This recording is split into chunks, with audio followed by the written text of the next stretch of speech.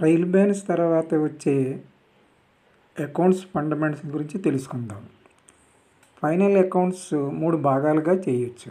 Trading account, profit and loss account, balance sheet. అసలు final accounts అంటే ఏమిటి?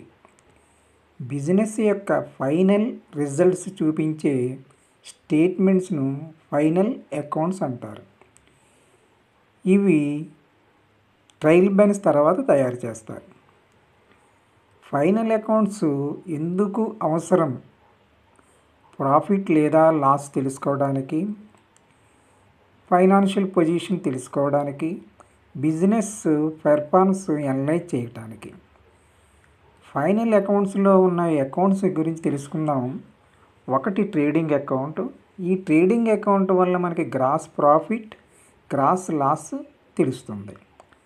Next second one is profit and loss account. దీనివల్ల మనకి net profit, net loss చూపిస్తుంది. Third one is balance sheet. Assets, liabilities చూపిస్తుంది. ఈ మూడిటిని ఈ preparation ఆర్డర్లో తయారు చేసుకోవాలి. ఇది చాలా ఇంపార్టెంట్.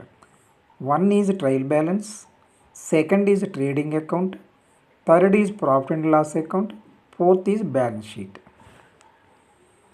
సింపుల్గా ఎగ్జాంపుల్ చెప్పుకోవాలనుకుంటే sales minus cost of goods sales అంటే గూడ్స్ యొక్క ఖరీదు. సేల్స్ నుంచి గూడ్స్ యొక్క ఖరీదు తీసేస్తే that is equal to gross profit.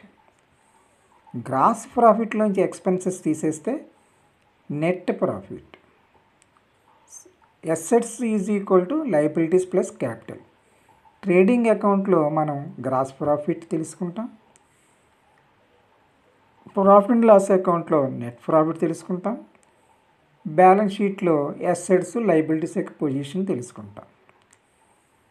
మరొక ముఖ్య point, final accounts is equal to business report